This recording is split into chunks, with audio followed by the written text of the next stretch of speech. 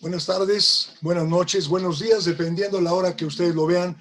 La Academia Nacional de Arquitectura se complace en presentar esta segunda intervención del capítulo de la Academia en Morelos. Es importante mencionar que el capítulo de la Academia Nacional de Arquitectura en Morelos fue de los capítulos fundadores de la Academia.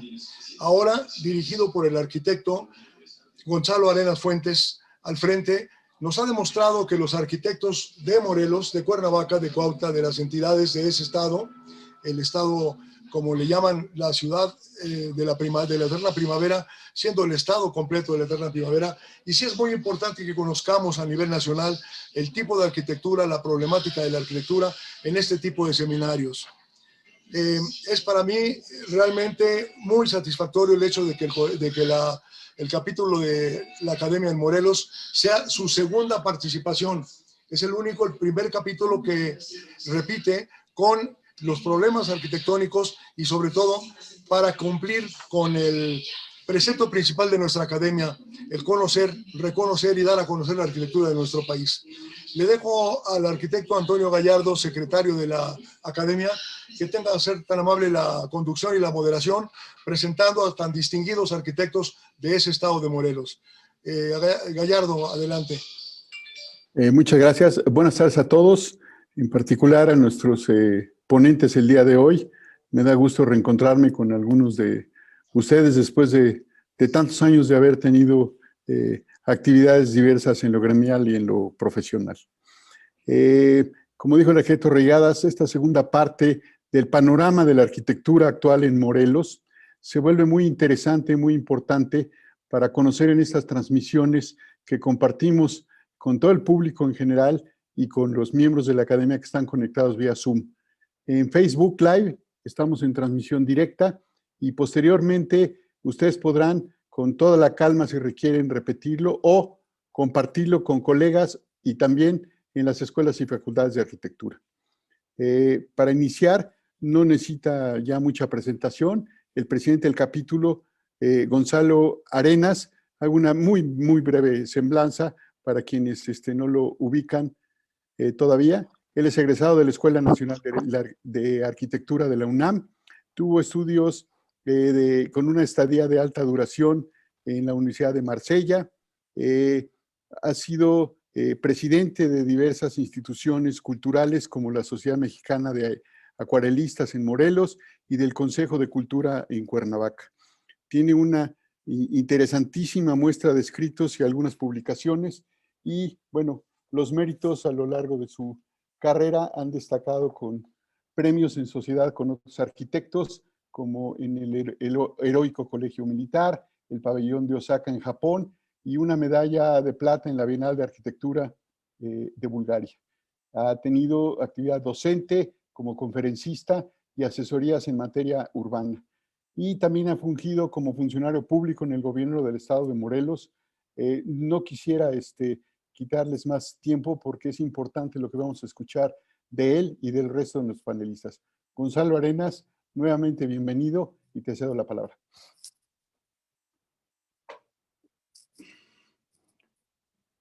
Micrófono.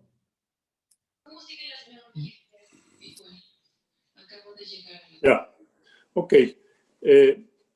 Bueno, primero y antes que nada, es de rigor, como dicen, el agradecimiento a la academia por darnos esta oportunidad de comunicar al resto de nuestros colegas y en general a todos aquellos que nos escuchan esta oportunidad. Muchas gracias al arquitecto Francisco Reigadas y al arquitecto Antonio Gallardo por ayudarnos en esta conferencia. Como mencionó hace unos minutos el arquitecto José Reigadas, el capítulo Morelos es uno de los primeros capítulos que se funda, creo que solo compite con el del Valle de México en cuanto a antigüedad. Se fundó por el arquitecto Rolando Dadas en el año del 89, ya hace más de 31 años. Esa primera sesión, menciono aquí algunos nombres, como un mérito y como un honor que queremos brindarle a nuestros fundadores, como son el arquitecto Rolando Dadas, Alfredo Castañeda, Agustín Moro Viveros, Fernando Pacheco, Francisco Ramírez Vadillo, Rubén Rocha, Jesús Sotelo, el arquitecto Alfonso Tucen, muy importante también, y el arquitecto Gabriel Isnauriza, que nos acompaña como ponente en esta conferencia un poco más tarde. Siguiendo el motu que mencionaba el arquitecto Regadas de la nueva academia, el capítulo Buscando el conocer en la arquitectura, hemos realizado ya más de 420 sesiones ininterrumpidas en estos nuestros 31 años, en donde hemos intercambiado estos conocimientos, no solo entre nosotros los miembros que en alguna ocasión han participado en el capítulo, sino con otros capítulos y con otras instituciones.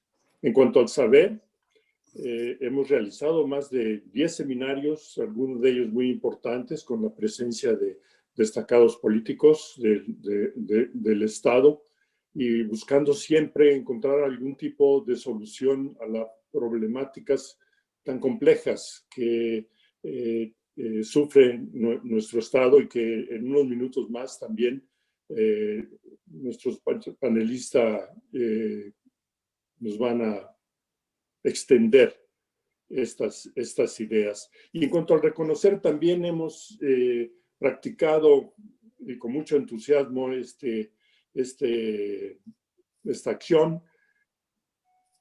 Inclusive nos han acompañado algunos miembros de otros capítulos para entregar el último de los premios Tomanchan, que se le entregó al arquitecto Agustín Hernández en el año 2019. Al día de hoy, el capítulo está integrado un servidor como su presidente, pero también está el arquitecto Ibarrondo Franco, que es el secretario, y José Antonio Quintero Contreras, que es nuestro tesorero. Como eméritos y expresidentes está Gabriela Isnauriza y María Isabel Vargas, que fue una de nuestras ponentes anteriores. Como numerarios y expresidentes también son Manuel Galguera, Francisco Rodríguez y Ernesto Álvarez. Como numerarios, Josefina Miranda, David Turner, y como capitulares, Estela Lucrecia Rubio, René Sánchez y Gerardo Holguín Holguín. Ustedes ven en la pantalla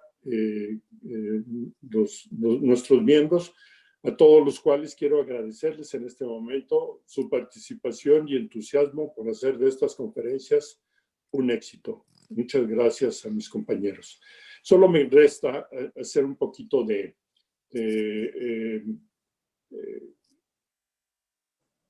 idea sobre por qué le pusimos a nuestras conferencias algo de lo bueno, lo malo y lo feo en el panorama de la arquitectura de Morelos.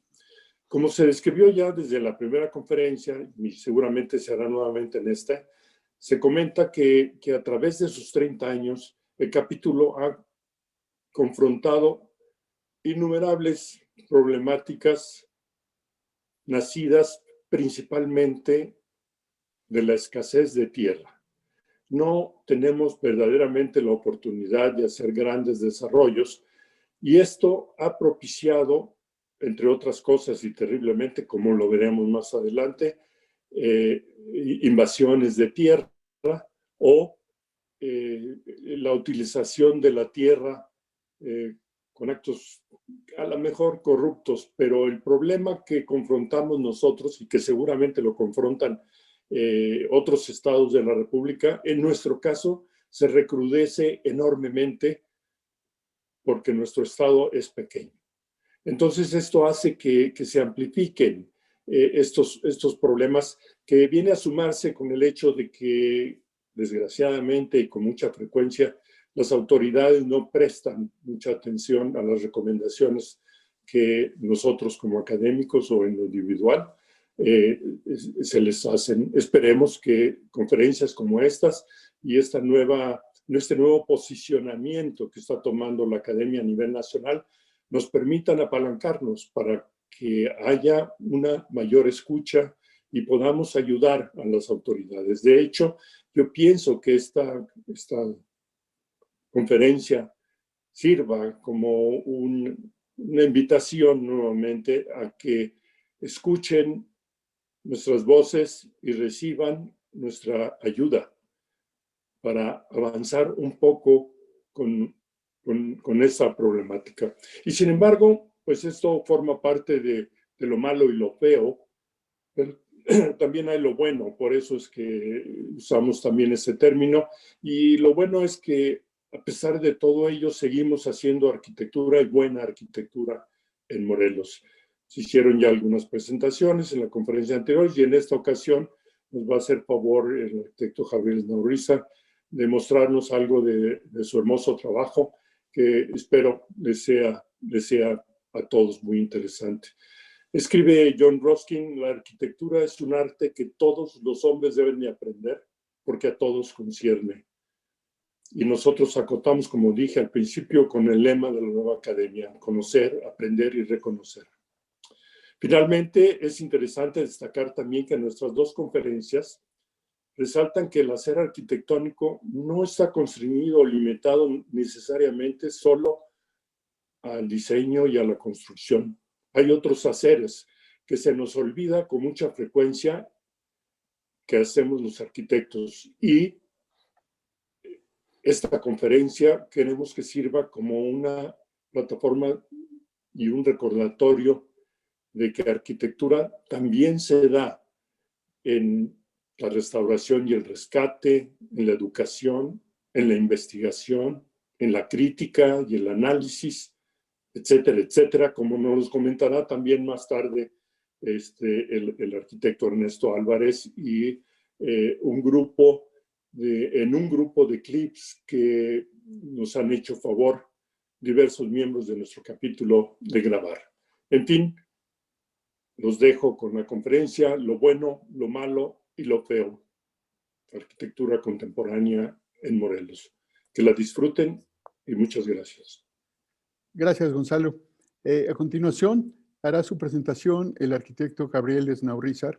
Él es emérito de la Academia Nacional de Arquitectura, egresado de la UNAM de la generación 60, con maestría en planeación urbana y regional y certificado de diseño en permacultura. Ha sido catedrático de diseño, teoría de la arquitectura, análisis urbano, diseño urbano y tecnologías intermedias. Más de 300 encargos profesionales en más de 50 años de práctica. Fundó oficinas como técnica de planeación en Naucalpan, es experto del Consejo Nacional de Ciencia y Tecnología en el Centro de Recursos de la Industria de la Construcción, fue director de proyectos y programas de INURBA con los arquitectos Teodoro González de León y Abraham Sarudowski y el antropólogo Luis Lesur. Distinguido diseñador y constructor, en donde en los últimos años ha ejercido su práctica en el estado de Morelos. Coautor de varios libros y destaco que ha sido coordinador de la serie Cómo hacer mejor, manuales de neolectores como apoyo al programa de educación para todos de la SEP. Sería muy importante tal vez retransmitirlo a través de los estudiantes de arquitectura, que cada vez se pueden considerar que son más ágrafos, porque poco leen. Ha sido distinguido con el premio en el concurso anual en la Escuela de Arquitectura, en su época de estudiante, un premio extraordinario en composición y proyectos en la propia ENA, y fue becado en 1997 por el Fondo Estatal para la Cultura y las Artes para desarrollar el programa urbano de recreación y cultura para el municipio de Cuernavaca. Arquitecto Gabriel Naurrizar, quedamos atentos a su presentación. Muy buenas tardes a todos, mis compañeros, colegas y todos los que nos escuchan. A continuación voy a presentar un pequeño resumen de obras realizadas en Morelos en los últimos años.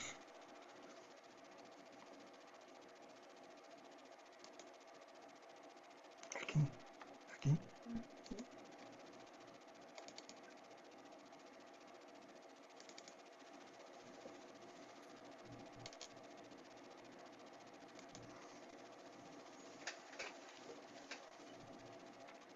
Arquitectura intuitiva. Pienso que la arquitectura es sustancialmente inédita en todo ser humano. La arquitectura está en nosotros, nació con nosotros desde tiempos primigenios y nos permea a todos. Es nuestra herramienta para cobijar, reflejar, potenciar nuestro ser en el tiempo y en el espacio. Surge y expresa nuestro amor y conciencia del paso por la vida, y con un lenguaje la humanidad escribe, y con este lenguaje la humanidad escribe su biografía. El origen de la arquitectura es el espíritu que la provoca. Aquí hay una serie de fotografías en un taller que se llamó A lo hecho techo, en donde reuníamos a personas de todas las edades y todos los sexos para hacer talleres de aprender haciendo.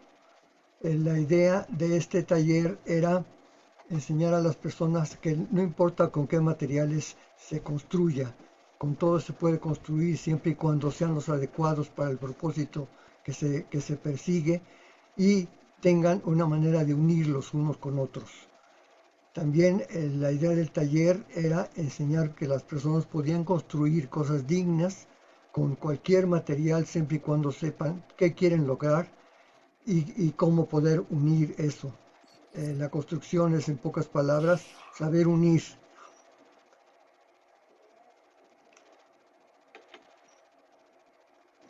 Ese mismo espíritu se llevó a la práctica en diferentes comunidades como Hueyapan y otras comunidades rurales, en donde prácticamente el principal material de construcción es la tierra.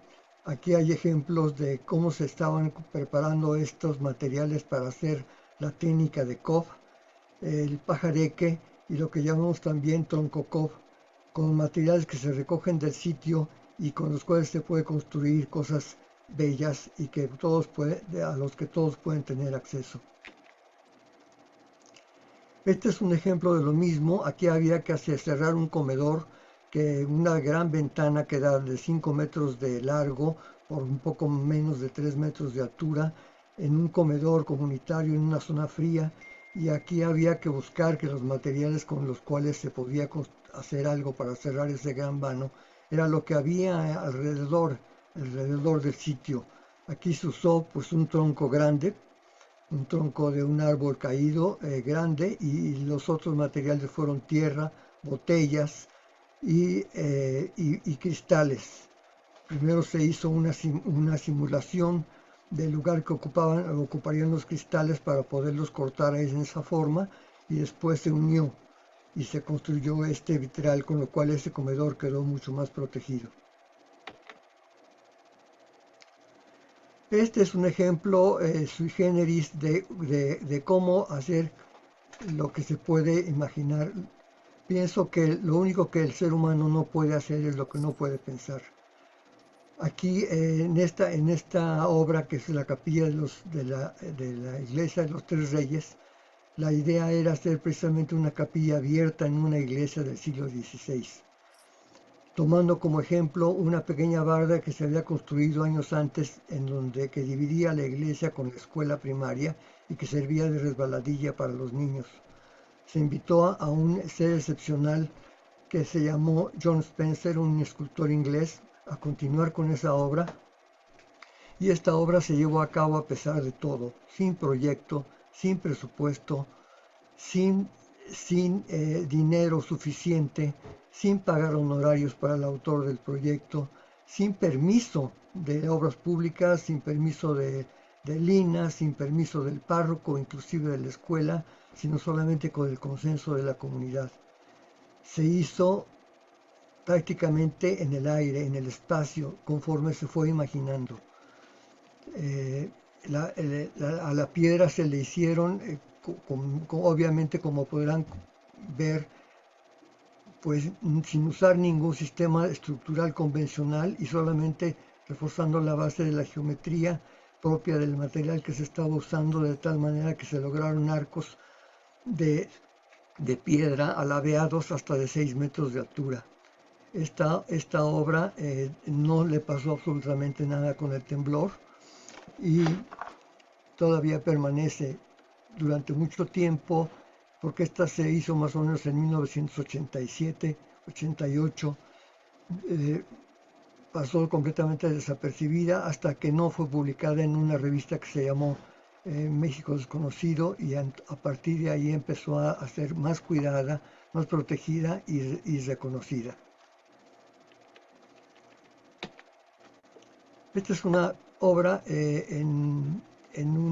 todas las obras tienen atrás de ellas su historia, como todo lo que existe en la tierra. La historia de esta obra es que se hizo una pequeña casa de adobe para una madre soltera de menos de 1 metro de altura. Como podrán ver en esta diapositiva, es Mari con su hija y su mamá. La casa se hizo en una zona sísmica en las faldas del volcán Popocatépetl y se resolvió con el baño a media altura en el descanso de la escalera para que pudiera ser usado como baño seco, arriba del cual se instaló el tinaco que no se ve, y en la regadera y el lavabo en la planta alta. Es una casa completa, tiene su cocina de humos, su cocina normal, una entrada vestibulada con doble puerta para que el frío no permee cuando se abre la puerta de acceso principal, con 2 recámaras. Y Mari es una persona de muy pocos recursos, hermana de mi trabajadora doméstica. Esta casa es la muestra de que todo se puede construir. Es una casa que se hizo a base de sueños. Sus dueños eran los actores de una compañía de teatro que se llamó Marionetas de la Esquina. O sea, eran titiriteros.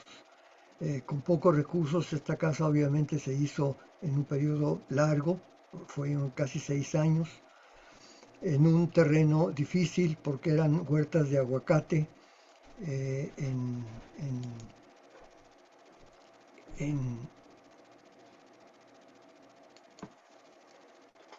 en huertas de aguacate, gracias a que tenían esas plataformas, porque el terreno tenía más de 45 grados de pendiente. Se empezó por un módulo redondo de donde estaba la cocina con el comedor incluido y la recámara principal con el baño arriba, y poco a poco se fue construyendo. Este es el plano de la casa. Ahí se observa el terreno. Se empezó desde la parte de alta con un vestíbulo y aquí vamos a ver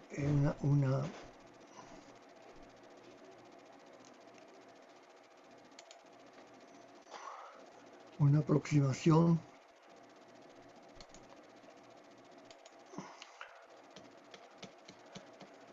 En el vestíbulo se hicieron solamente una recámara de huéspedes con baño, y poco a poco se fue bajando en los diferentes niveles. En el siguiente nivel un estudio, en el siguiente nivel la recámara principal, y en el siguiente nivel ya una sala de estar familiar, y ya lo que es el comedor con la cocina y el área de estar. Todas las habitaciones son cobijadas porque es una zona fría, protegidas, pero en la zona de estar, en la zona de convivencia familiar, se alargó el proyecto hacia la vista, hacia la barranca, que es un principio, es una barranca que tiene, es el principio de una cañada muy bonita.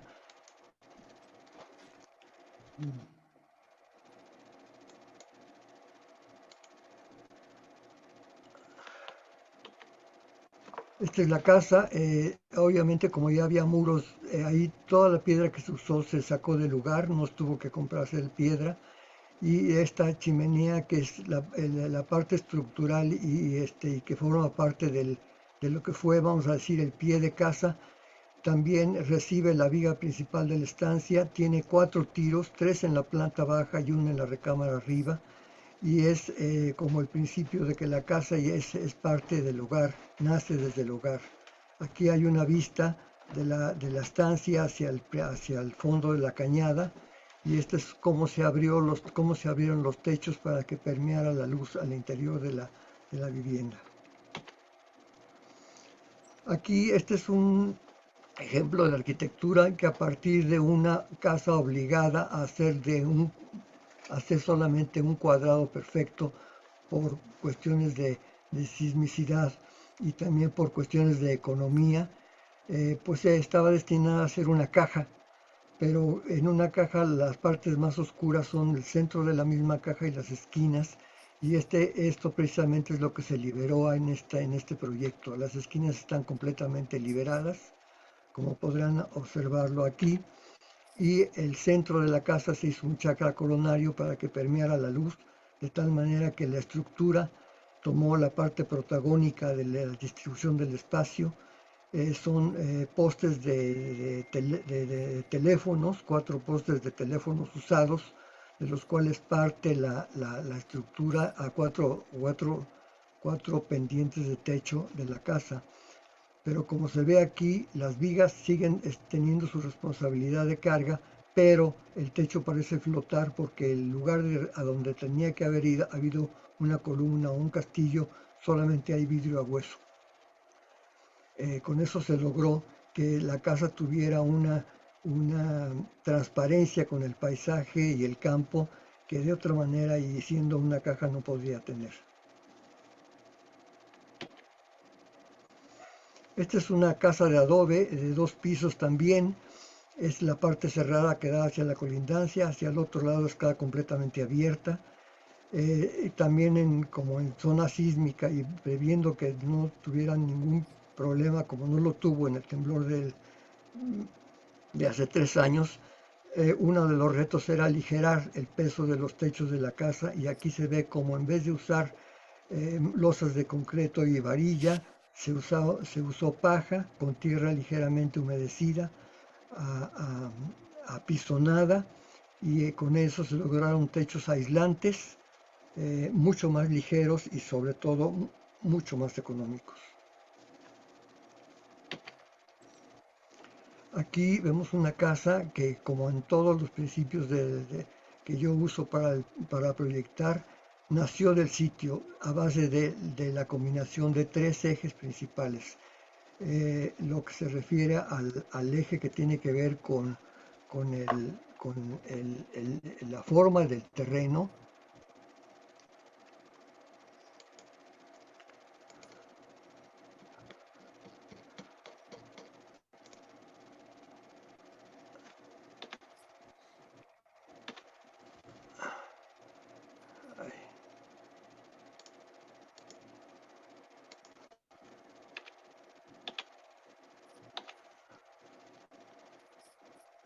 con la forma del terreno, y aquí no me da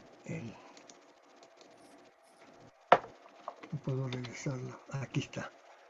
Los ejes que tienen que ver con la geometría del terreno, los ejes que tienen que ver con las vistas del paisaje y los ejes que tienen que ver con la orientación. Combinando todos esos ejes y las necesidades establecidas por la dueña, se determinó el lugar de cada uno de los espacios y su forma. Como en todas las obras que yo acostumbro a hacer, se hizo una ceremonia de la primera piedra en donde se bendice el lugar, se explica a los presentes el porqué del proyecto, se invita a los albañiles principales de la obra a estar presentes desde ese momento para que tengan una conciencia en lo que se están, el compromiso que estamos asumiendo todos de construir algo nuevo que antes no existía. Se bendice el lugar, se ponen flores y se mandan deseos de que todo salga bien. El terreno en esta ocasión no hubo necesidad de hacer cimientos, puesto que era un terreno rocoso, simplemente se retiró la cubierta vegetal y se empezó a ir para arriba la casa. Se mandaron a hacer adobes cuadrados para precisamente poder hacer curvas más fácilmente y tener una estructura sismo resistente mejor. No, como en esta casa, como en la anterior y como en la que va a seguir a continuación, no se usó para nada el cemento en los aplanados. Siempre se usa crema de cal, o sea, cal ya vamos a decir, fermentada, no fermentada, sino cal con tiempo de... Crema de cal es una cal que ha estado por lo menos 6 meses en reposo en agua y con la cual se adicionan colores minerales y se pueden hacer acabados que se llama el tadela, que es un acabado marroquí en el cual se pulen las paredes y con el cual se pueden lograr superficies muy tersas e impermeables. Aquí la casa en el paisaje fue en Tepoztlán. Esta es la dueña en su recámara estudio y esos son tipos de techos que se hicieron en la misma recámara. Esta es la casa García, que también se hizo en Tepoztlán. Aquí yo puse en práctica la tesis que yo tengo, que la arquitectura surge por sí misma, no se hace sino nace. Es el resultado y el arquitecto lo único que hace es la alquimia de todas las fuerzas de vida que le dan origen y que buscan expresarse. En esta casa se invitó a los propietarios a que fueran los arquitectos del proyecto y no solamente a ellos, sino a la arquitecta que hasta ese entonces los asesoraba, a un carpintero amigo de ellos y a un pintor, escultor, artista. Todos visitamos el terreno desde un principio, nos pasamos todo el día, desde el amanecer hasta el anochecer, viendo los diferentes lugares, oyendo, olfateando, escuchando, viendo, sintiendo la tierra y y se hicieron 4 maquetas. Después me quedé con toda esa información y poco a poco fui desarrollando el proyecto. Como era un proyecto que iba a crecer, yo sabía que iba a tener cambios porque se fue gestando a lo largo de su construcción, que duró un poco más de 6 años. Se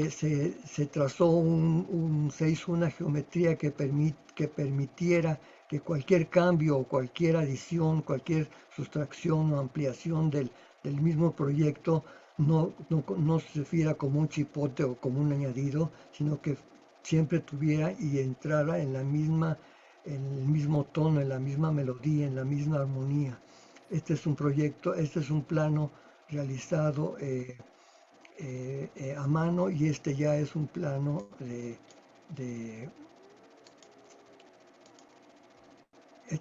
realizado a mano, en donde se ve el trazo que se dejó usando entre otras cosas la sección áurea, y este es un plano ya digital.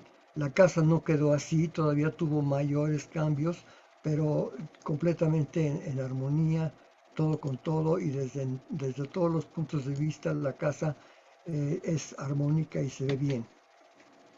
En esta casa se resolvieron los techos reciprocados, en donde una viga carga a la otra con solamente un puntal de cimbra, y esa estructura permea el techo y permea la forma en arquitectónica, no solamente por abajo, sino por arriba, por el techo mismo. En la casa se usaron materiales naturales, todo con cal, se usaron vigas, durmientes de madera, piedra y adobe. A esta casa tampoco le pasó absolutamente nada durante los sismos, y es una casa que empezó con un programa de 250 a 300 metros cuadrados y terminó siendo una casa de más de 450 metros cuadrados de construcción. Aquí se ve en esta pantalla el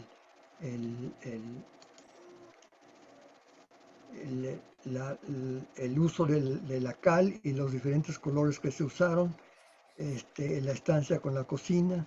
La cocina forma parte del estar familiar, no es una cocina cerrada, es una cocina abierta, y solamente las recámaras, que son los estudios de los propietarios, y su recámara principal tienen un área diferente. La casa se hizo como reglamento, como necesidad de la casa. Había que pensar que era una casa que se iba a resolver en un solo piso, a pesar de que el terreno era muy inclinado, y las partes para compensar se hicieron rampas en vez de escaleras para las circulaciones interiores, y se usaron las partes bajas para cisternas de agua de lluvia. Esta casa se abastece todo absolutamente durante todo el año por el agua de lluvia que recoge, y se tratan las aguas grises para que terminen en un estanque de peces y se puedan usar para regar. La casa también tiene un manejo de las aguas negras especial. Es una especie de fosa séptica y campo de oxidación en la misma zona, en donde se hace a base de microcámaras para tratamiento de las aguas negras, y se usan cámaras de llantas de coches usadas y cascajo de obra. Y en la misma superficie arriba se plantan papaya, plátano y alcatraces y plantas de tronco hueco que además son comestibles. Aquí esta es una vista de la terraza en donde se hizo un muro grueso y se fue ahuecando para hacer los diferentes nichos y usarlo como muro mueble. Para terminar, esta es una casa en Jiutepec, Morelos, en una zona mucho más cálida, con el sol a todo lo que da y también fría en algunos casos, en la cual es una casa para vacacionar, pero con esto de la pandemia resultó también una casa ideal para poder trabajar en ella, curiosamente. En esta primera sección se ve cómo está resuelto aquí el servicio y el velador y el cuidador de la casa. En esta zona se resolvieron 4 recámaras de huéspedes con baños, que es a donde se entra principalmente de la casa. El estacionamiento está en esta zona. Tiene aquí como verán en las fotografías, un pequeño estanque, y esta es la estancia comedora, donde se reúnen con 2 áreas que permiten la privacidad, un área para poner hamacas y un bar comedor muy cerca de la alberca. Y finalmente la recámara principal, alejado de todo el barullo y con baño y vestidor propios.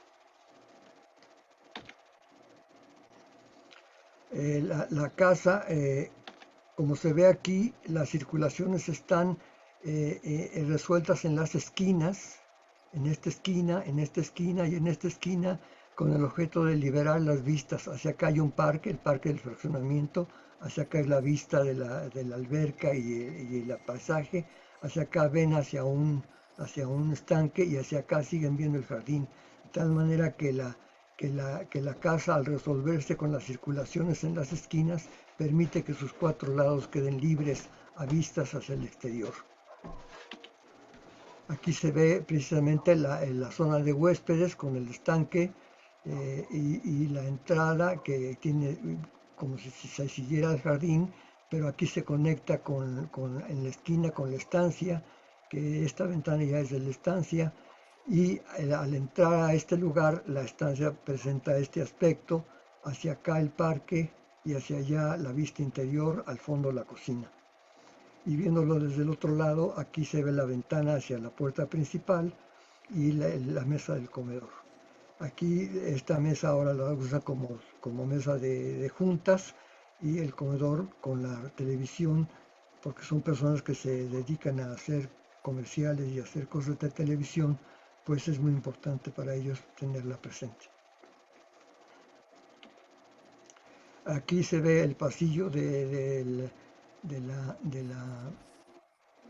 la casa hacia la recámara principal y la zona del bar. Esta es la ventana, el ventanal corredizo que da hacia la alberca, la zona donde se descansa de manera individual cuando hay necesidad de un poco de aislamiento, con las hamacas. Y la otra fotografía es el camino hacia la recámara principal. Mi tesis es: la arquitectura no se hace, nace. Resulta útil y bella cuando es apta para hacer lo que está llamada a hacer, como lo es un cisne, una idea o un amanecer. Surge del sitio, de los materiales elegidos y las necesidades y aspiraciones de sus usuarios.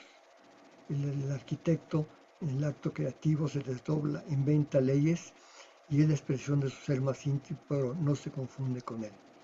El diseño queda dotado de su propio espíritu y razón de ser, a pesar del arquitecto. Las fuerzas de la vida organizan la materia como sucede en el reino mineral, vegetal, animal y desde luego en el reino humano. Solo lo vivo tiene las herramientas para defenderse del paso del tiempo, las condiciones atmosféricas y las fuerzas de la naturaleza. Solo lo vivo transmite vida y se hace acreedor del amor y cuidado de sus propietarios.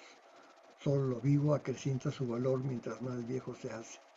La arquitectura nace cuando se libera de su manifestación material y surge su espíritu. Nosotros tenemos la tarea actual de humanizar nuestra comunidad, de que la arquitectura no es una mercancía. Lo demostramos resolviendo necesidades no solo físicas, sino potenciando su autoconocimiento, educación y aspiraciones superiores. Es la manera de humanizar nuestra cultura materializada.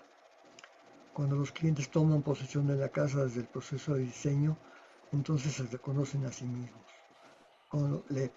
¿Cuánto le pagas al que inventó el lápiz o la rueda? No tiene precio. En este acto potencias cosas invaluables. ¿Cómo pagas una casa que en 50 años sigue siendo bella? ¿Cómo pagas una casa que te hace feliz y que se hace un patrimonio?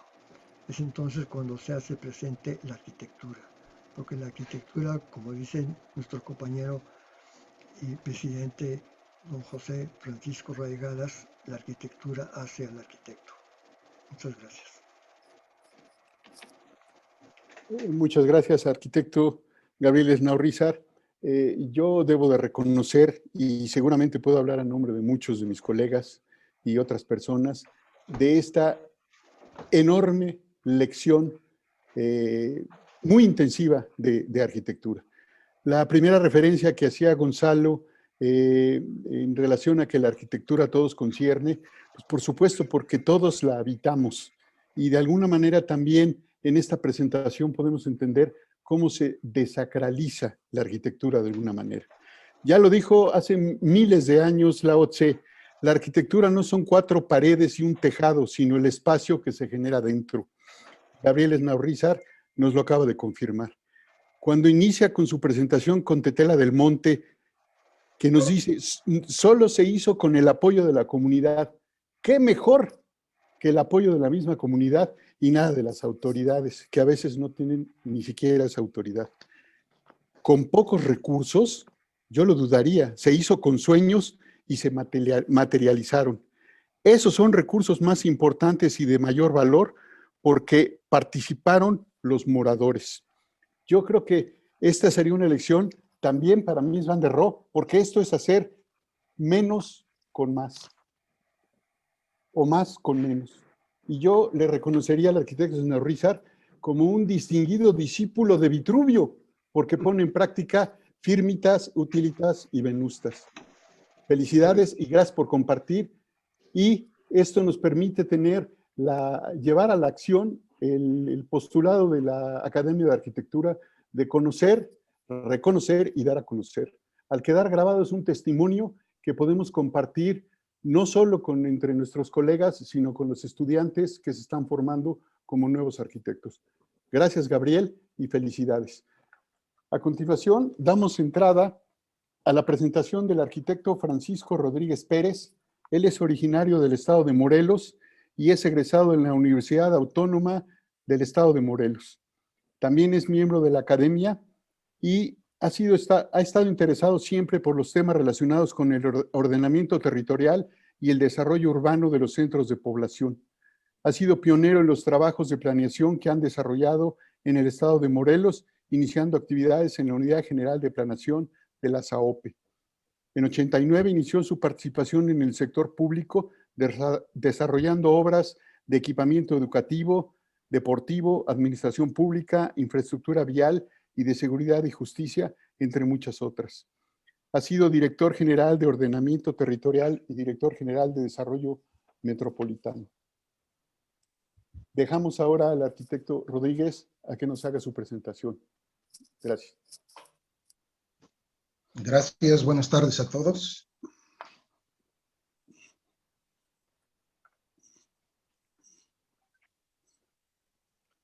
Bueno, pues a mí me toca realizar una presentación que habla también de vivienda, pero de otro tipo de vivienda. por lo que mi participación como miembro del capítulo Morelos de la Academia Nacional de Arquitectura se refiere al resultado de la aplicación de políticas federales en materia de vivienda en el periodo del 2000 al 2012 en el estado de Morelos, para lo cual, como principio, haré referencia a algunos datos generales. Morelos, con sus 4.950 kilómetros cuadrados, es uno de los estados de la República con menor superficie territorial. Ocupa el tercer lugar, solo superado por el estado de Tlaxcala y la Ciudad de México. Situación que obliga a un manejo con responsabilidad del uso del suelo. Sin embargo, el crecimiento de la población de manera natural o generado por movimientos migratorios se ha convertido en uno de los problemas más importantes de los últimos años. Morelos ha sufrido el beneficio de la vecindad del estado con la zona metropolitana de la Ciudad de México, lo cual ha influido de manera importante en el crecimiento demográfico de la entidad, triplicando su número en los últimos años, pasando de una población de 616,000 habitantes en el año de 1970 a 1.903.000 en el 2020. El crecimiento poblacional ha generado cambios notables en aspectos ambientales, económicos y sociales, los cuales se reflejan de manera específica en materia urbana, generándose un incremento brutal de la zona construida, con un crecimiento de casi 6 veces, cuando el número de habitantes solo se triplicó en el mismo periodo. Como todos sabemos, el control del crecimiento urbano se logra a través de la planeación territorial, la cual en Morelos se ha llevado a cabo mediante la formulación de programas de desarrollo urbano en sus diferentes niveles de planeación de acuerdo a lo que establecen las leyes y los reglamentos. Morelos, siendo uno de los estados de la República más pequeños, cuenta con instrumentos normativos en materia de planeación urbana para todos y cada uno de sus municipios, con excepción de los municipios de reciente creación.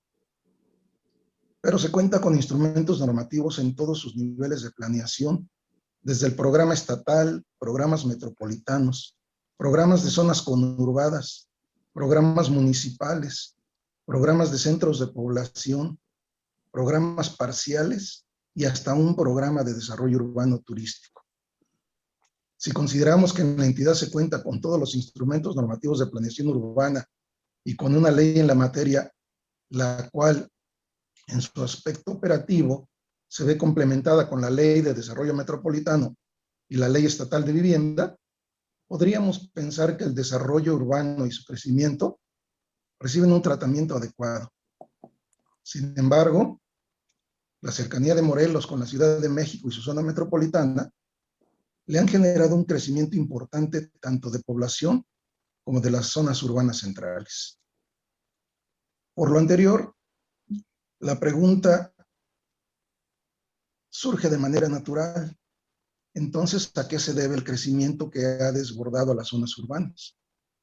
En primer término, a que Morelos es zona de interés para ubicar su residencia de innumerables habitantes externos, y en segundo término, al beneficio que se adquiere con la apertura del gobierno federal en su periodo comprendido del 2000 al 2012, que promovió la construcción de vivienda unifamiliar mediante la aportación de subsidios federales.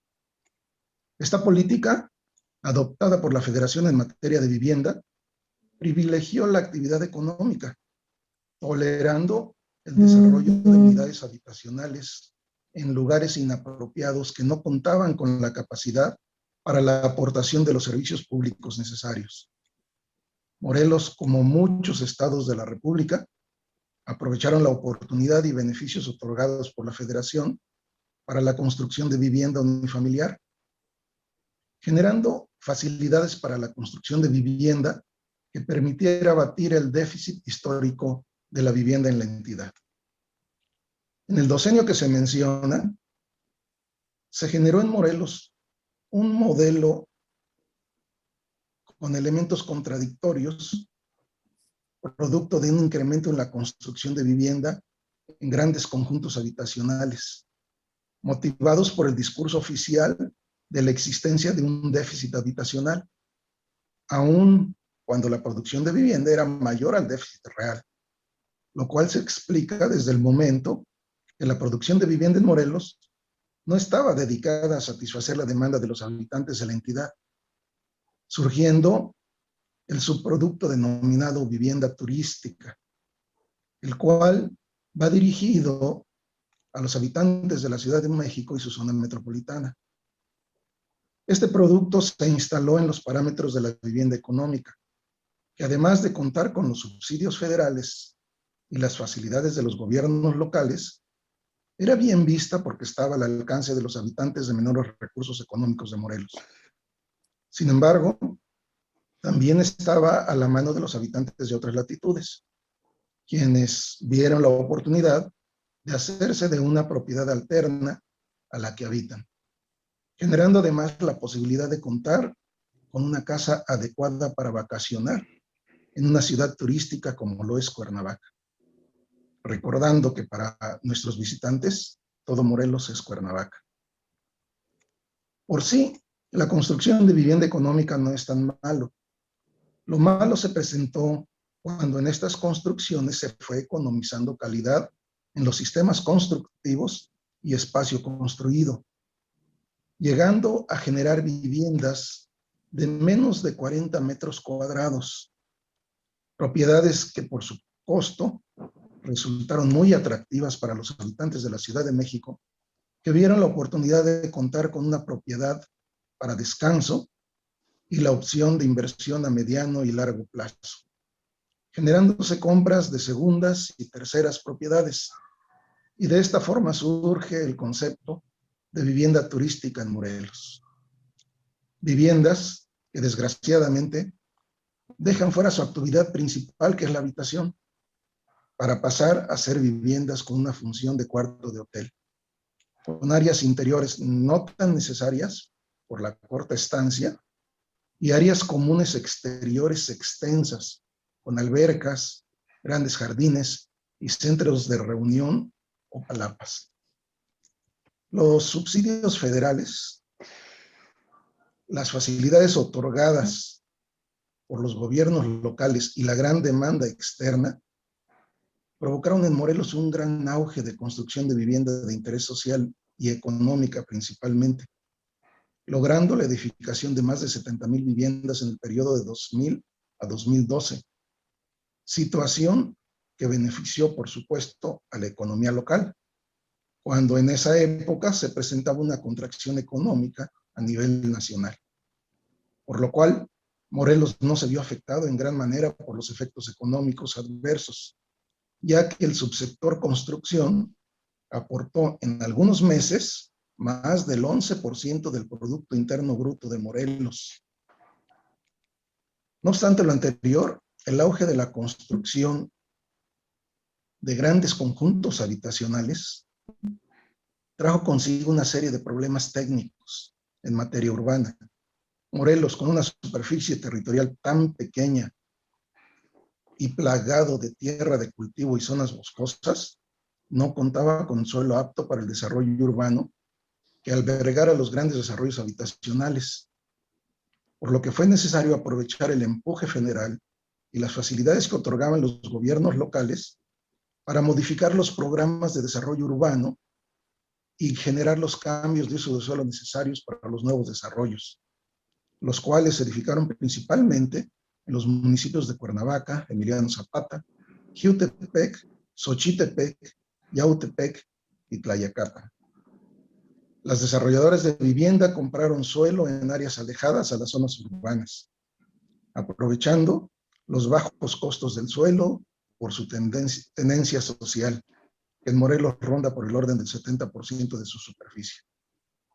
Terrenos que en su mayoría cuentan con un uso agrícola de temporal o de riego, pero que casi siempre tienen colindancia con alguna vía de comunicación, lo que los vuelve sumamente atractivos. Las grandes empresas no escatimaron gastos en la actualización de los programas de desarrollo urbano, y en la regularización de la tenencia de la tierra, ya que el precio del terreno pagaba eso y más, llegando a generar grandes incongruencias técnicas en el aspecto urbano, lo cual llegó al extremo de generar hasta 3 programas de desarrollo urbano en un mismo municipio dentro de su periodo administrativo de 3 años.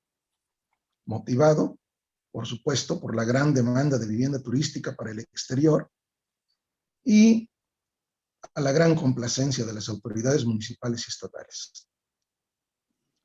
El mercado externo devoró la oferta de vivienda generada en Morelos, consistente en más de 70,000 acciones de vivienda, con permisos otorgados por las autoridades, de los cuales, desgraciadamente, cerca del 50% se encuentran deshabitadas en la actualidad. Por su parte, el mercado interno se encargó de satisfacer sus necesidades de vivienda de manera informal, debido en parte a que no contaban con los ingresos necesarios para poder pagar el crédito de una vivienda, debido a que no son asalariados y sobre todo por el disgusto que generaban las características y tamaño de viviendas construidas, las cuales no van acorde a las necesidades de una familia que requiere una vivienda digna. Lo anterior generó en Morelos una ola de construcción de más de 100,000 viviendas horizontales que ocuparon suelo no urbano, provocando que grandes extensiones de tierras de cultivo y zonas forestales desaparecieran, dando continuidad a la tendencia de crecimiento urbano generada desde los años 80, que consolidó la continuidad urbana y el reconocimiento oficial de 2 zonas metropolitanas, la de Cuernavaca con 8 municipios y la de Cuautla con 6 municipios. Y de manera todavía no oficial, la zona metropolitana de Jojutla con 5 municipios.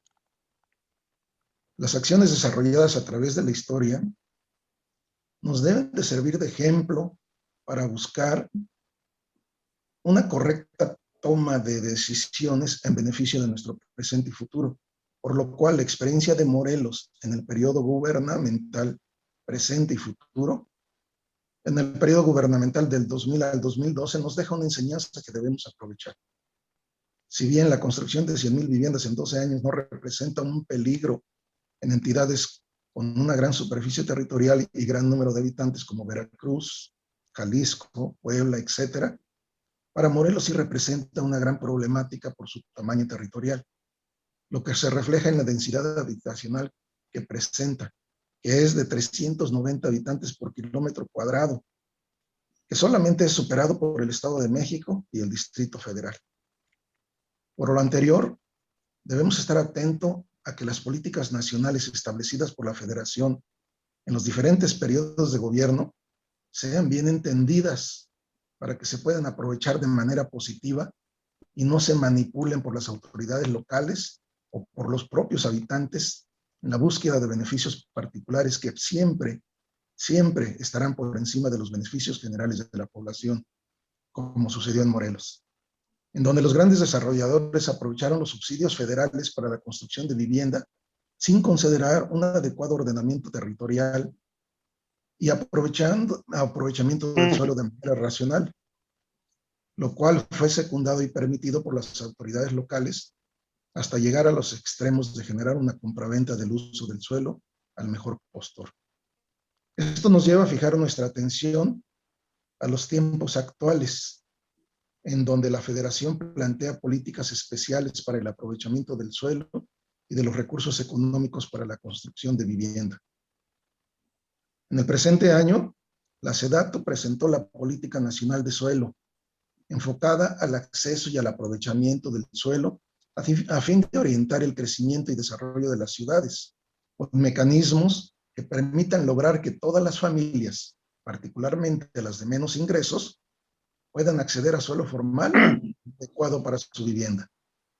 De igual forma, recientemente el presidente de la República presentó una reforma a la ley del Infonavit que permita a esta institución entregar créditos de manera directa a los trabajadores para que decidan qué hacer con su dinero, sin condicionamientos, imposiciones ni riesgos que les perjudiquen, teniendo la libertad para ejercer su crédito para la compra de casas o terrenos según convengan sus intereses. Las políticas planteadas por la Federación pueden tener buenas intenciones, eso no nos queda ninguna duda. Siempre en la búsqueda de beneficios para la población de menores ingresos. Sin embargo, debemos considerar que una política pública es aquel uso estratégico de recursos que permitan aliviar los problemas nacionales, y para lograr este fin se requiere de reglas de operación suficientemente claras que no permitan el desvío de las buenas intenciones propuestas y una aplicación de manera discrecional, obligando a todo tipo de autoridades involucradas a ejercer sus atribuciones sin desviación alguna.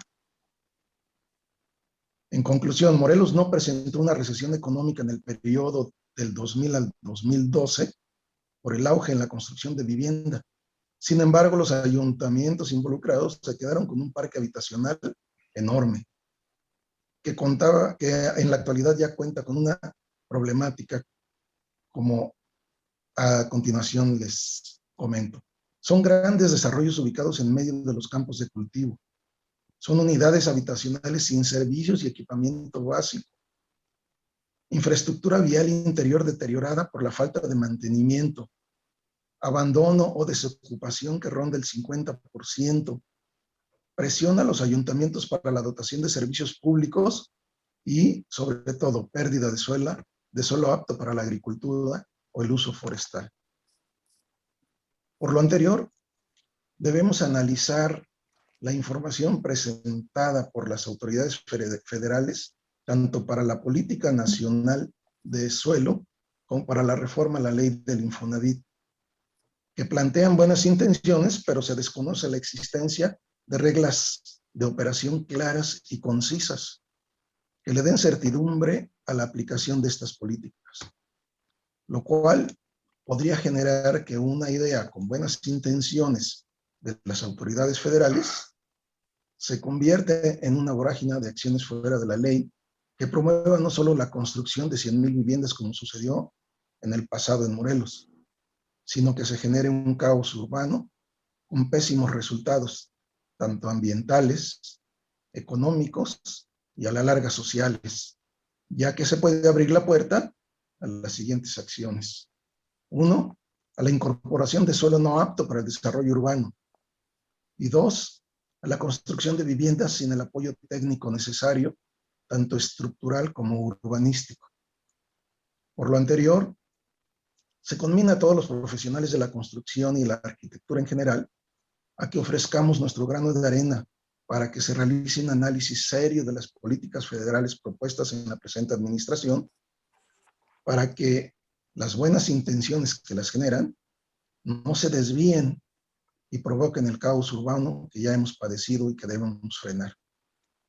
En virtud de lo cual, se invita a los miembros de la Academia Nacional de Arquitectura a que nos interesemos en estos temas y evitemos en la medida de lo posible que las fuerzas económicas predominen, como hasta la fecha ha sido, sobre la técnica urbana que genera sustentabilidad en el desarrollo.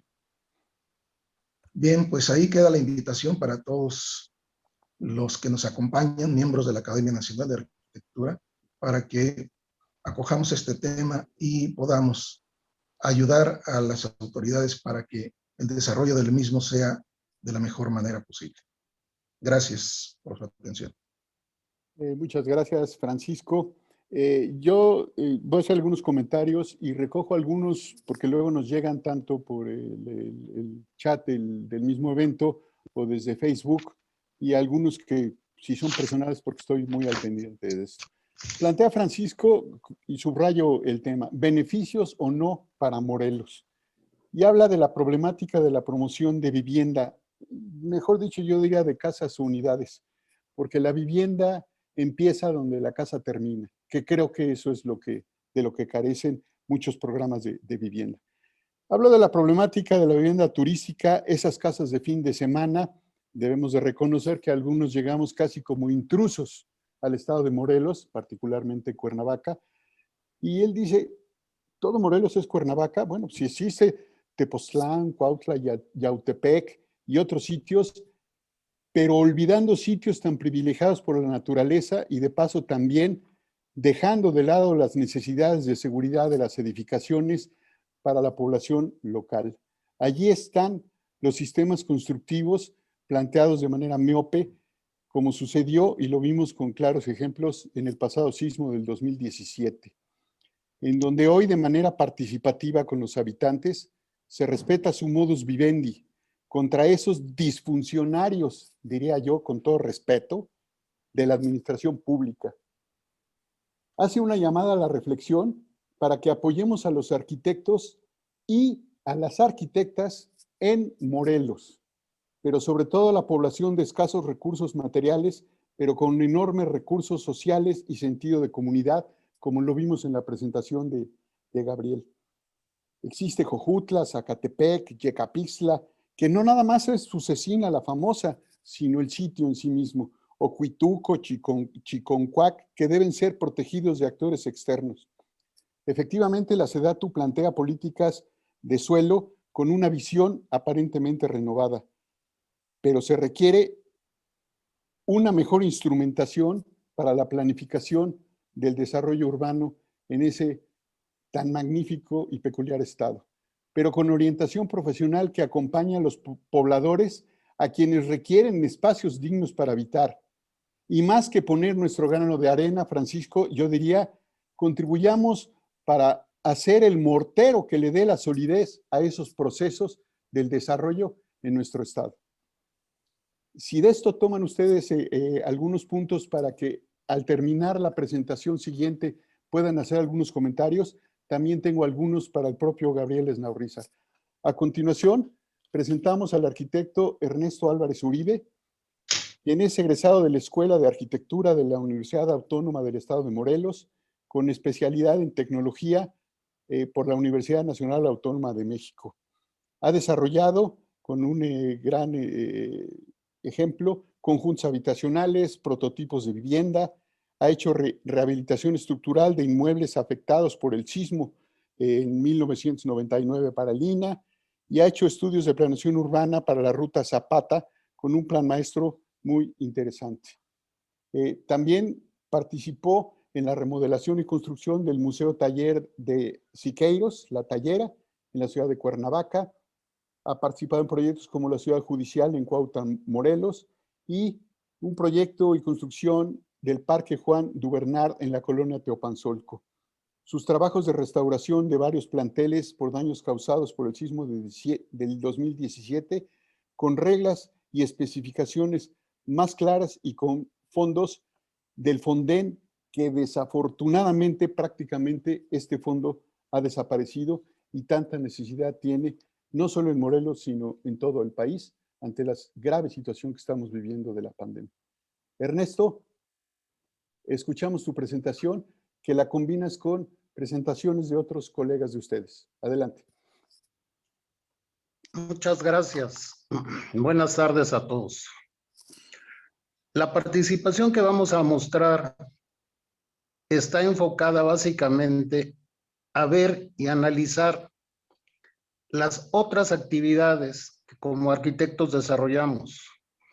Por ejemplo, el caso de la preocupación urbana ecológica por parte del arquitecto Armando Ibarrondo. Un hecho de investigación muy importante que presentará el arquitecto Antonio Contreras sobre el sitio de Cuautla y la repercusión que tiene en el centro de la misma ciudad. Tendremos la participación del arquitecto David Turner en términos de la presentación de la economía urbana y la revalorización del suelo. Nos acompaña también la arquitecto Josefina Miranda, en donde nos tocará los temas de restauración, y cerraremos con la presentación de la arquitecto, de la maestra arquitecto Lucrecia Rubio, en términos de la gestión del patrimonio. Actividades diversas que nos permiten poder atacar la mayor parte en donde la arquitectura y los arquitectos tenemos injerencia, ¿sí? Les mando un cordial saludo a todos y iniciamos las presentaciones, si son tan amables.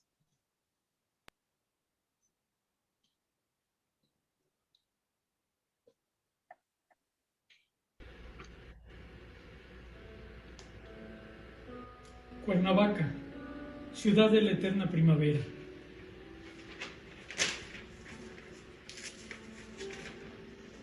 Quiero compartir con ustedes, colegas académicos, cómo al paso de muy pocos años, mi Cuernavaca querida se transformó y va haciendo que en mi mente olvide cómo era y me acostumbre a una nueva fisonomía diferente a la de ayer.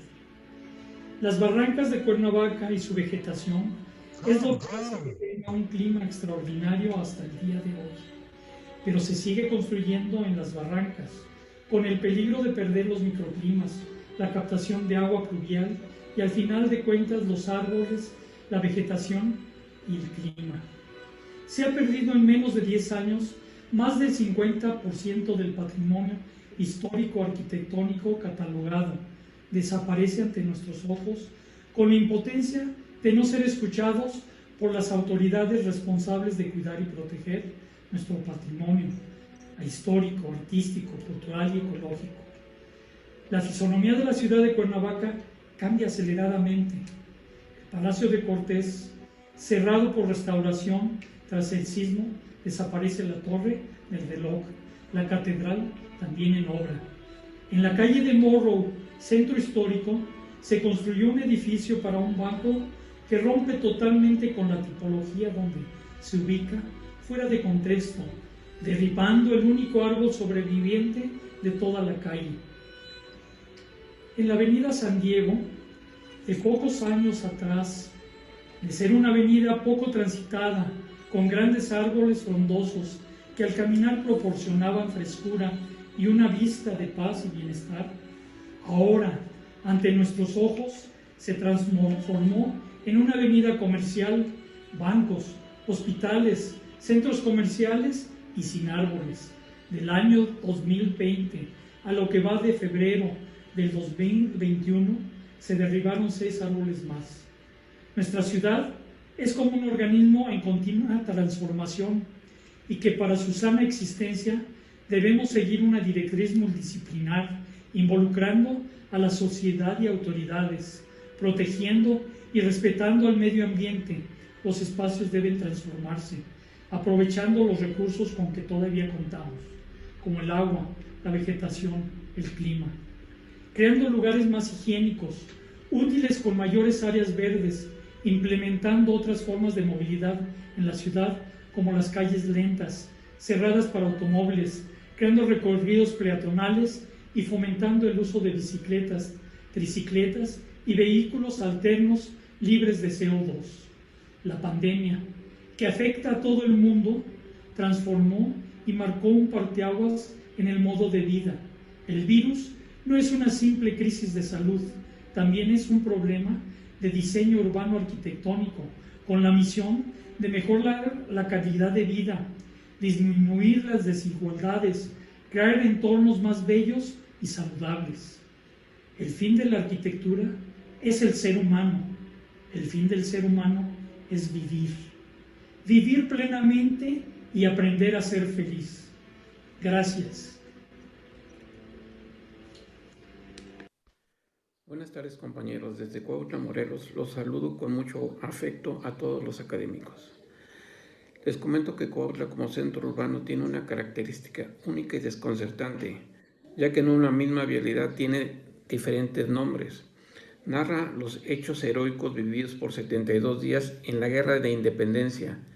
El general Morelos llega a Cuautla con un regimiento de insurgentes de 1,000 soldados de infantería y 2,000 de caballería para poder dirigirse hacia la Ciudad de México, por lo que el virrey Venegas envía al general Félix María Calleja con 7,000 soldados a exterminar al general Morelos. Pero no contaba que los habitantes de Cuautla y sus alrededores se les iban a unir para derrocar a los españoles. Así se inicia el sitio de Cuautla del 19 de febrero al 2 de mayo de 1812. Existe una declaratoria de monumentos y sitios del centro histórico de Cuautla, Morelos. Cuenta con 52 manzanas y 19 monumentos históricos. En cada nomenclatura de las calles conmemora un hecho heroico o a los que participaron heroicamente. Entrada ejército americano cuando llega Morelos a Cuautla. Batalla 19 de febrero, donde se inicia la batalla contra los españoles. Esperanza de la Generala, donde Calleja le dice a su esposa que en 2 horas terminaría con Morelos. Fin de Alcaraz, fin de Oviedo y fin de Rull, donde celebran la apasionada defensa de los insurgentes en contra de los españoles. Víctimas de Calleja en Humanos y Edras, donde grupo de españoles masacra a familias enteras de Tetelcingo. Escolta de Morelos, Niño Artillero, Villagrán, Trujano, Vilchis, Salas y Boyás, donde Narciso Mendoza dispara el cañón sobre los enemigos. Angustias de Calleja y retirada de Calleja, donde Calleja acepta que no puede con los insurgentes de Cuautla. Juan Nepomuceno Almonte, hijo natural de Morelos, que a los 9 años comandaba a niños de su edad para rescatar pólvora y proyectiles de los enemigos. Barragana y Humana Costeña, 2 mujeres, la primera comandaba campesinos y la segunda repartía agua y chilate, agua de maíz tostado. Baluarte, Defensa del Agua y Fortín Costeño, desde ahí en trincheras defendían el ojo de agua para los insurgentes. De las balas, batería y burleta, lugar donde los insurgentes se burlaban y hacían que fallaran las balas de los españoles. Costeño, Carranza y Mongoy defendiendo la capilla del Calvario, y ahí murió el alférez Mongoy. Parlamento o persuasión. Habitantes de Cuautla de ambos bandos entablan conversación pacífica. Los que peleaban con los insurgentes les pedían que no defendieran a los españoles, y los que peleaban para los españoles los trataban de convencer de que no pasaran hambre con los insurgentes. Galeana, Guerrero, Bravo y Matamoros defendían el convento de San Diego, el de Santo Domingo y la hacienda de Buenavista. Abrigo, Abad Rivera, Asturias, Lovera y Francisco Ayala, otros héroes de los insurgentes, y el último comandaba un grupo de Maxtlán, hoy Ciudad Ayala. Existen 21 nombres de calles de héroes militares del sitio de Cuautla. Capitán Felipe Benicio Montero militó en las fuerzas del general Morelos y aportó la mayoría de los datos históricos de las calles. Proclama de Morelos es con la que motivó el general Morelos a sus tropas para levantarles el ánimo. Y por último, 2 de mayo, fecha de rompimiento del sitio de Cuautla. Muchas gracias, los esperamos con los brazos abiertos para que nos puedan visitar en la heroica e histórica ciudad de Cuautla.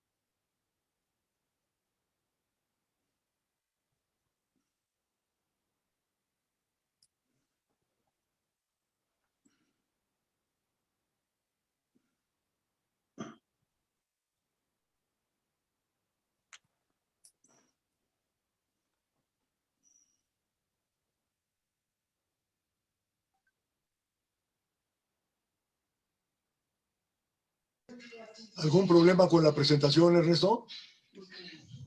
Esa presentación no se iba a hacer, ya lo habíamos comentado con la señorita que nos estaba apoyando.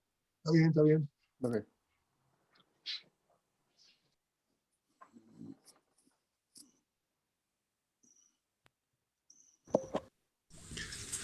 Buenas tardes, soy David Turner y mi aportación es sobre la economía urbana como componente esencial para la ciudad ideal.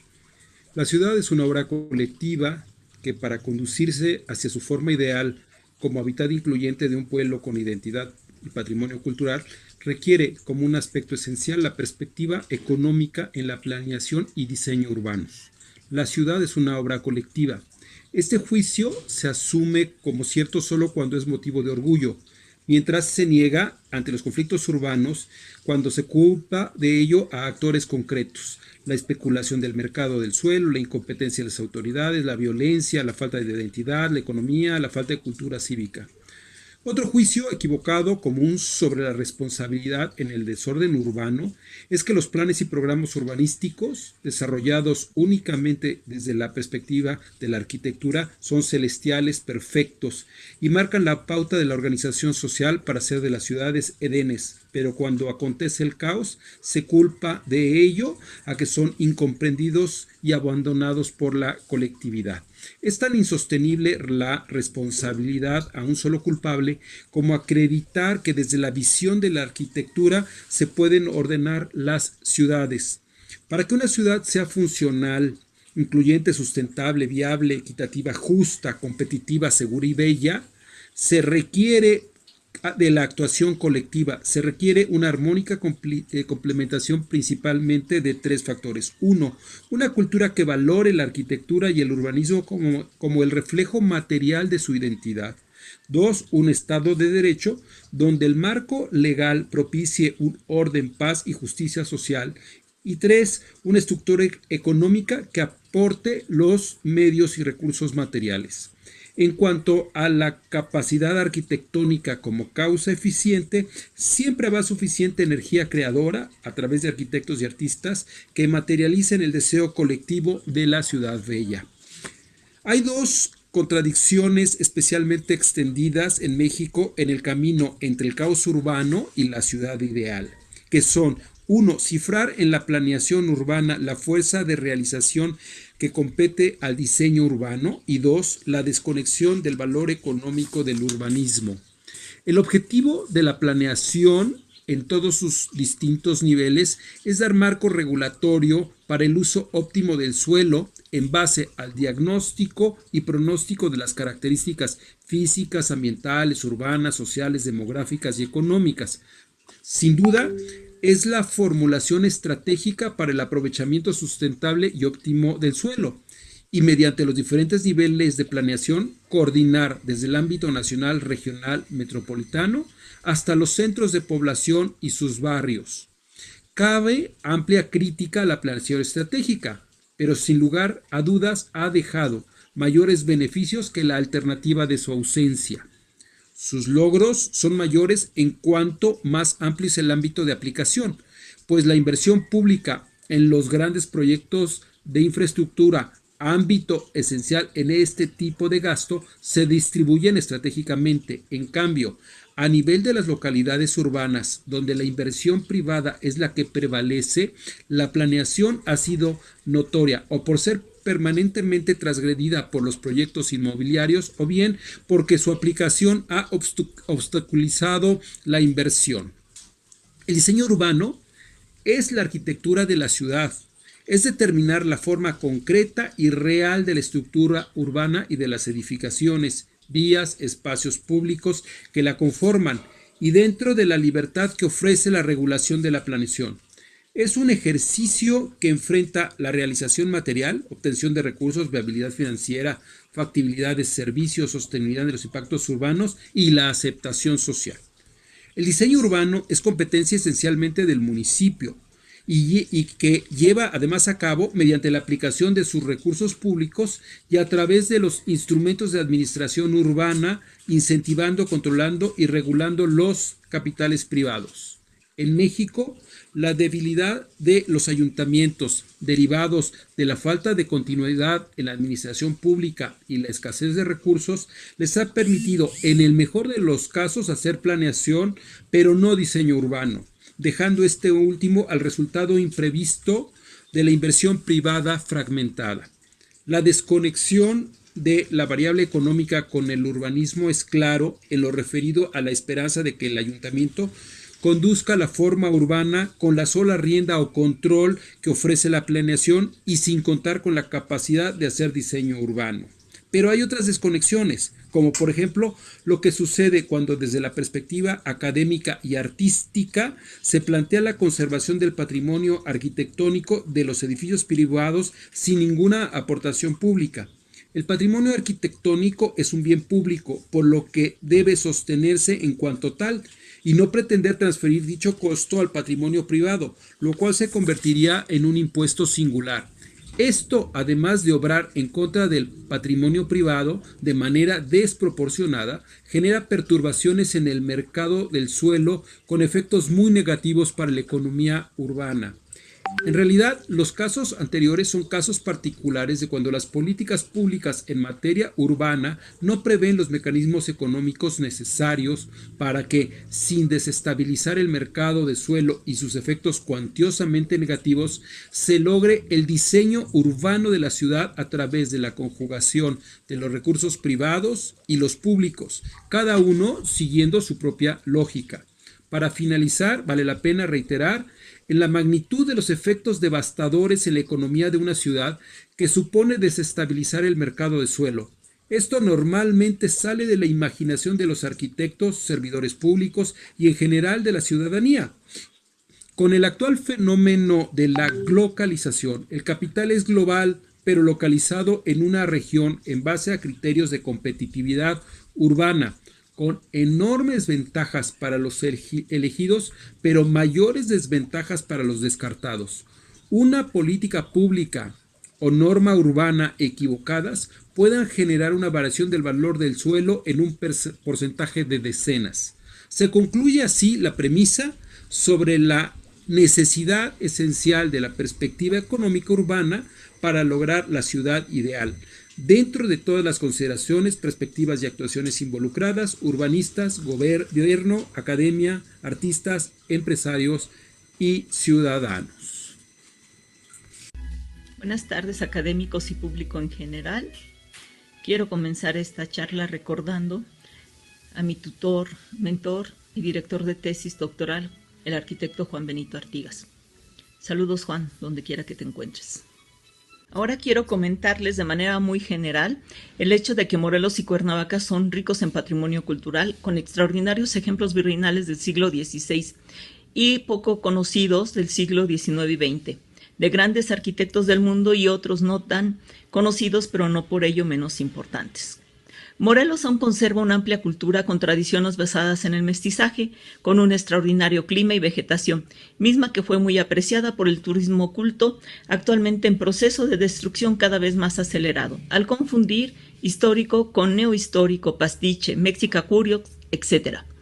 En los últimos años se ha apostado a una economía basada en el sector terciario en lugar de en el primario y secundario. Se ha malinterpretado la conveniencia de integrar servicios turísticos como sinónimos de sustitución de sus viviendas vernáculas tradicionales, lo cual es justo lo contrario a lo conveniente.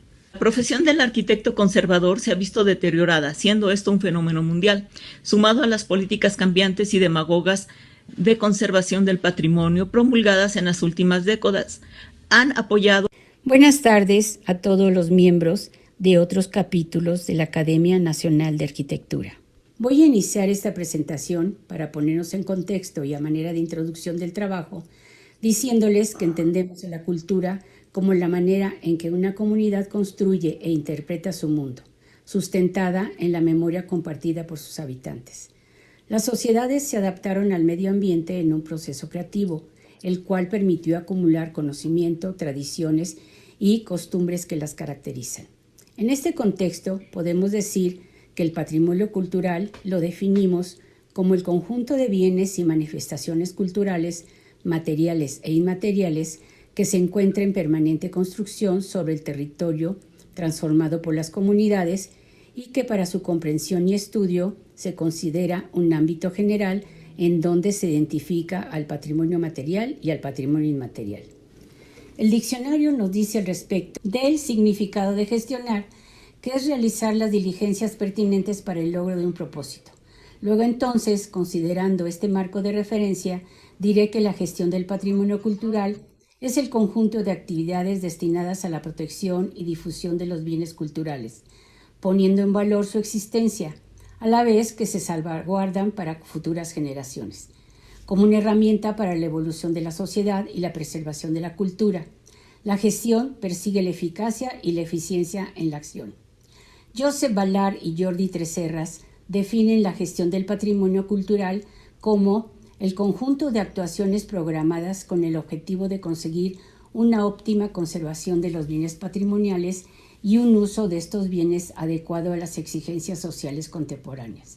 Para lograr este fin, María Ángeles Querol nos indica que son necesarios los siguientes pasos. El primero sería conocer, concepto sobre el cual se ha escrito en el sentido de que solo se puede proteger lo que se conoce. En este ámbito, en esencia, estamos hablando de poner en valor. Un segundo aspecto se relaciona con la acción de planificar y se refiere a considerar las diferentes actividades que se destinan a programar lo que en el futuro será el destino de los bienes culturales. Es decir, en esencia, hablamos de la intervención programada de todos los involucrados para un fin. Un siguiente elemento se relaciona con el control y seguimiento del proyecto, involucrando a los responsables del mismo, las instancias normativas, la comunidad y, si es un proyecto turístico, incluso al público que visita. Por último, la difusión, elemento importante en este proceso, ya que debe considerar no solamente la condición de la entrega del bien patrimonial, sino también, en el caso de la comunidad, la verificación del reconocimiento de la misma, integrándolos a un proyecto de interpretación. Y en este considerar las acciones que se tengan que implementar para poner en valor ese patrimonio ante la población. Si es el caso de un producto turístico, desde el inicio de la etapa de difusión y promoción del producto hasta la concepción del espacio interpretativo que reciba el turista, en donde la visita debe considerar todos los elementos para satisfacer al visitante. Se actúa a través de una serie de acciones estructuradas y planificadas para llegar a un objetivo común entre diferentes actores en coordinación y bajo el equilibrio de intereses de los participantes para lograr que los beneficios lleguen a los miembros de las comunidades en conocimiento del valor de su patrimonio, propiciando la creación de redes de protección, promoción y salvaguarda del patrimonio. Existen diferentes herramientas en las que se basa la práctica de la gestión del patrimonio cultural. Las más usadas, sobre todo a nivel de administración pública, son la catalogación de los marcos normativos que rigen el uso y protección de los bienes, y su aplicación depende de la óptima función de las instituciones públicas. Las acciones relacionadas con la conservación, restauración y reutilización, proyectos de desarrollo, de interpretación y difusión pueden ser realizadas en diferentes niveles por instituciones gubernamentales, universidades, centros de estudio, asociaciones, así como el sector privado. En un territorio como el que tenemos los mexicanos, plagado de testimonios de nuestro pasado, donde el patrimonio cada día se ve amenazado por la posibilidad del deterioro o su pérdida, la posibilidad de ponerlo en uso hace posible su rescate y propicia su valoración ante propios y extraños. Es sabido de casos donde la explotación turística es el motor de la recuperación de una localidad o inclusive una región. Ejemplos varios se han realizado en países como en España, donde la oferta del turismo cultural es importante y sobre todo que ha propiciado la posibilidad de la recuperación del patrimonio y el beneficio a la sociedad. A diferencia de otros ejemplos de explotación turística, donde la comunidad solamente se ve invadida por capitales que nunca los favorecen y ven a su patrimonio como algo ajeno y distante a ellos.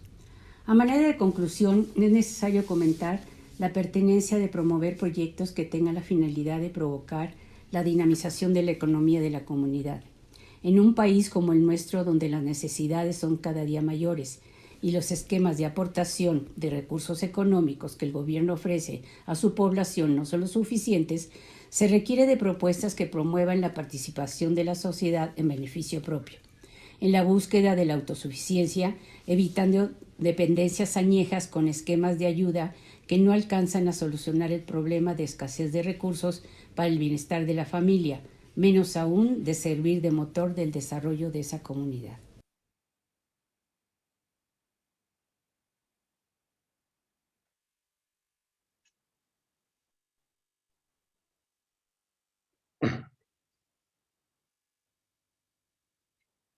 Toño, con esto se termina la presentación de ese trabajo, de la coordinación con todos nuestros compañeros, de las aportaciones que hicieron.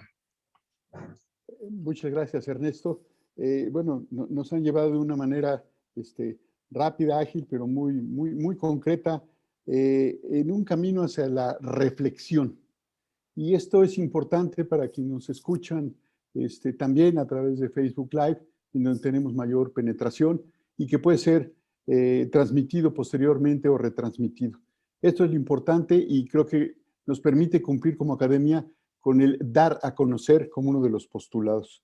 El arquitecto Ibarrondo nos llevó por una rápida travesía por Cuernavaca, pero también nos hace un llamado a que no sea la última llamada para que podamos atenderla de manera conjunta como habitantes de todo el país. Nos presenta lo que yo diría que es una masacre de lo que está sucediendo. Apoyemos a los arquitectos en Cuernavaca, pero sobre todo a toda aquella arquitectura que ha dejado testimonio de calidad urbano-arquitectónica. No permitamos que se enmohezca la espada de nuestra lucha. Esa es también una tarea de los académicos de manera individual para que lo hagamos colectivamente. La historia de Morelos, que nos hace repensar a través de los planteamientos que se hicieron históricos de personajes, de próceres, con el que es conocido como el siervo de la nación.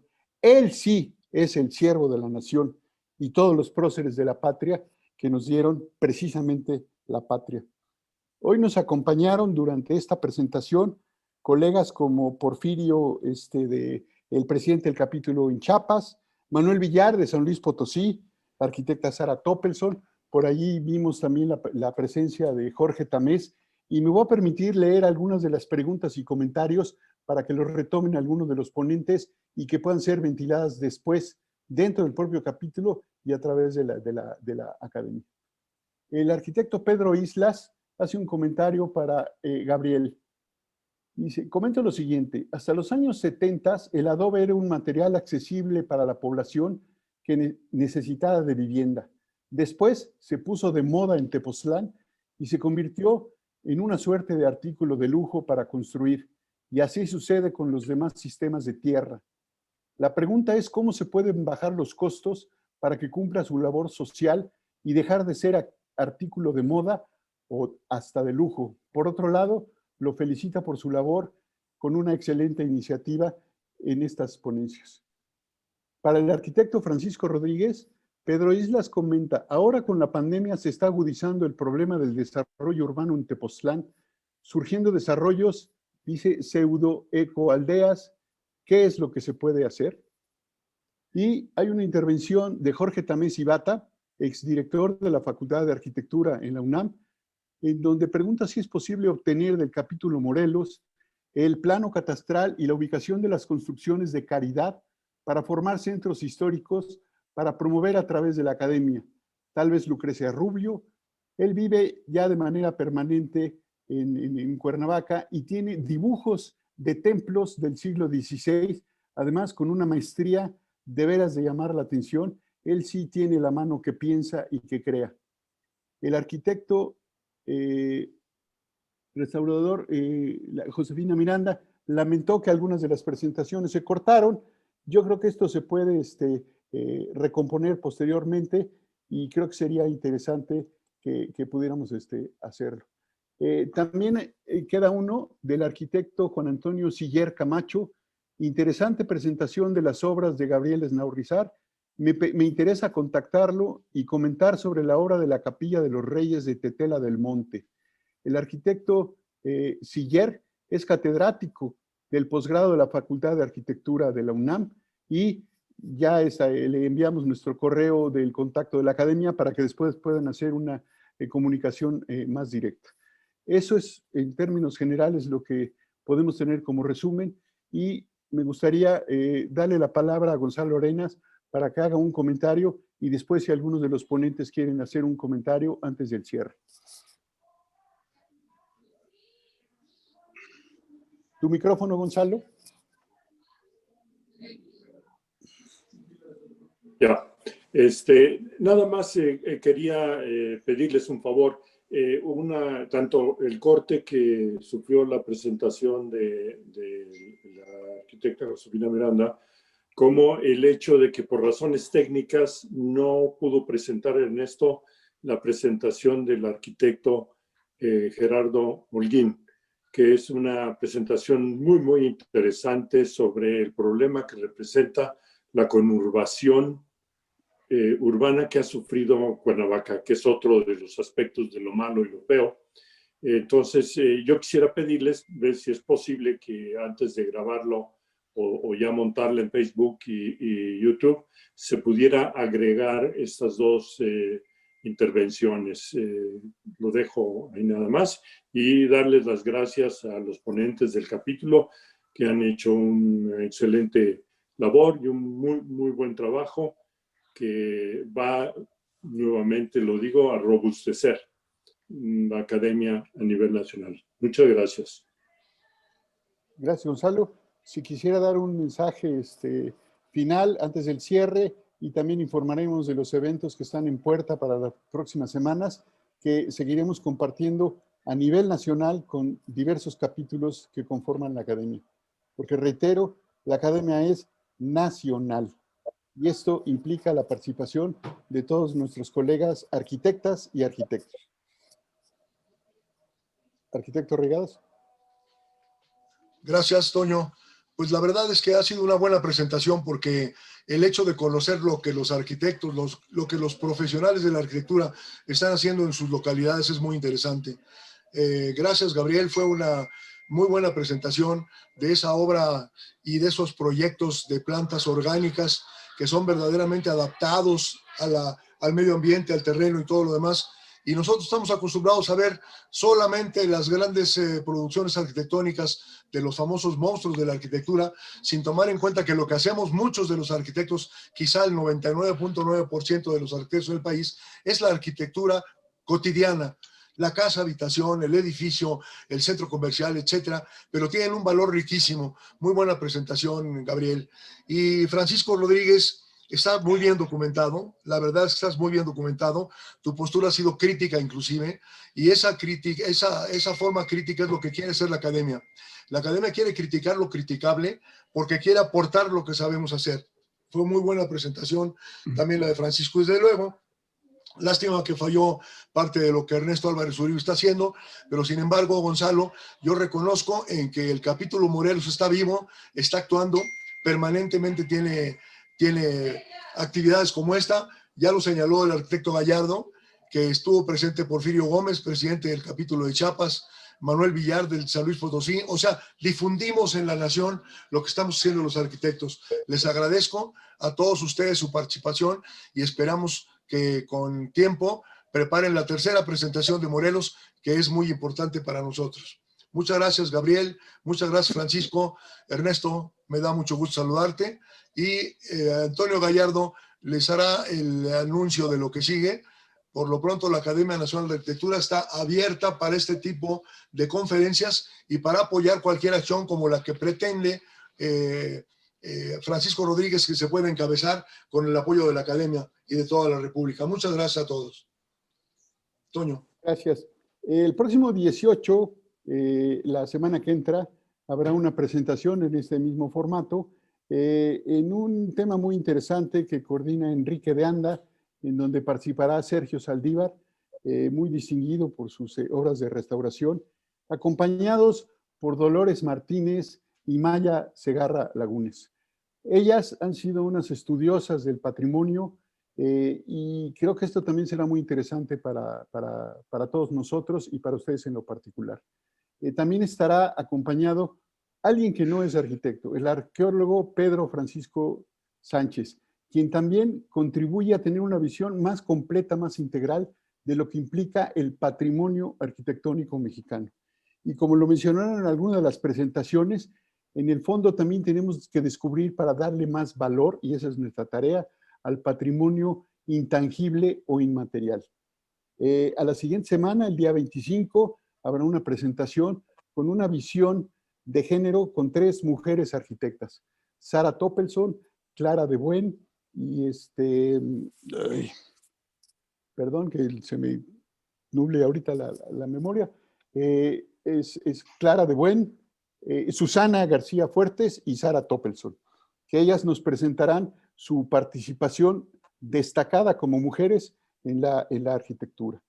El día 4 de marzo habrá una sesión, esta será cerrada, para analizar una serie de problemáticas que están sucediendo en la Ciudad de México con esos proyectos que entre comillas han dicho o pretendido ser como icónicos, pero que necesitan una participación más activa de los profesionales, no solo de la arquitectura, sino del urbanismo y de muchas otras disciplinas que tienen que ver con el desarrollo de la ciudad.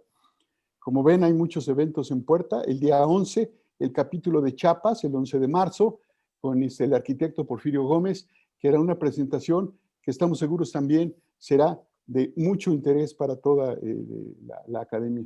Y el 18 está por confirmar la presentación del capítulo de Puebla y se viene también la coordinación de la presentación del capítulo de San Luis Potosí. O sea que tenemos trabajo de aquí a las vacaciones de Semana Santa, por aquellos que no tenemos mucho que hacer.